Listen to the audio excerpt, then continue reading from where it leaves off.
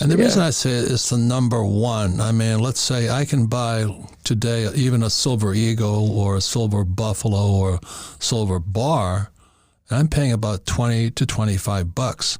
Now, everybody in the world can afford $20 to $25, but very few people know about it.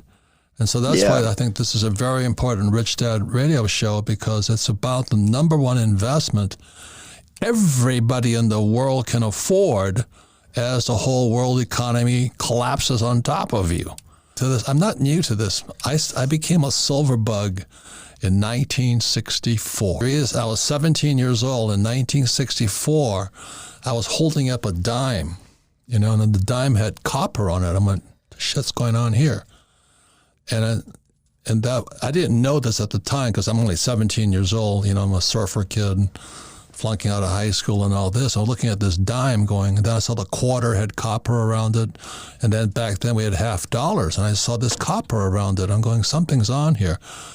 But it took me years to find out later on that I was looking at Gresham's Law. And Gresham's Law states when bad money enters the system, good money goes into hiding. So at 17 years old, I used to caddy, I go and take golf club, carry golf clubs around, and I'd go to my bank, and I would buy silver dimes and quarters, not nickels, and then I'd look for all the ones with a copper on them, and I'd throw it back in the bag and take it back to the bank, but I kept all the silver coins. Again, that's Gresham's Law. And the reason I like what you're saying, Mr. Silver Slayer, is that Gresham's Law is in full force right now. Bad money is pumping into this system, and all these idiots, it's called financial stupidity, they're saving dollars. You got to be kidding me. And they're printing so much money. And the beauty of silver, let me say it again, everybody in the world can afford $20, or you can afford a dime. You can go to a coin store and say, I'd like a 1963 dime. You might pay $1 for it. But that's how stupid people are. They don't realize that silver has not only been an industrial metal, but it's also a monetary metal. It's been used as payments for years and years and years. So I was 17 years old and going to that. And it took me to 1972 when, after Nixon took the dollar off the gold standards, and now what's going on there? And if you read my books, I talk about flying. I was a Marine pilot in Vietnam. I flew behind enemy lines because the NVA, North Vietnamese Army, overran the position of the gold mine. But I was such a gold bug. I flew behind enemy lines and tried to negotiate gold at a better price. And back then, gold was it went from 35 to 50. And I write about it. I'm standing in front of this little woman, Vietnamese woman with red teeth because they chewed betel nuts. And my co-pilot and I, we're both college graduates. And I said, I'll take gold at a discount. She just looked at me. I said, it was 35 to 50. I thought maybe she'd sell it to me for 40.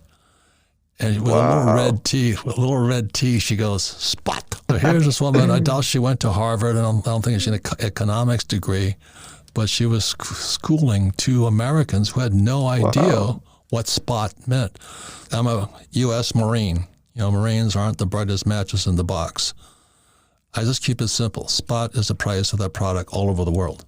Mm-hmm. So that's why I've always recommended gold and silver, because it's universal. It's global money.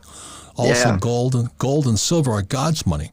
It wasn't printed by the Federal Reserve Bank or the Bank of England or the Bank of Tokyo. Gold and silver were put here by God. I'm not really religious, but they're on the periodic table of elements, I forget what's gold's something and silver 74 or something like that. So that's why I recommend gold and silver. But it took me to 1972 standing in front of this little Vietnamese woman in front of her gold. And that wasn't a gold mine, but she was the vendor for the mine. And she goes, spot. And I was doing my best to negotiate the thing down, because if she's behind enemy lines, I should get a discount. And she could give a shit. And that's when I became a gold bug and a silver bug. Anyway, that's kind of my story. So I'm not an FNG, fucking you guy to this whole thing. I'm hardcore, and I'm always on Lear Capital saying I recommend silver and things like that. And I think it's the biggest bargain. Again, this is October 2022. It's still about $20. I was buying silver at $50. Everything else has gone up. Even gold's gone up. But silver stays depressed. And if you don't take advantage of this, they're idiots, wouldn't you say? The bad news, the world economy is collapsing. The good news is the best investment is cheaper than ever before. And the good news is everybody in the world can afford to buy some silver. And as I said in Rich Dad Poor Dad, it came out 25 years ago, savers are losers.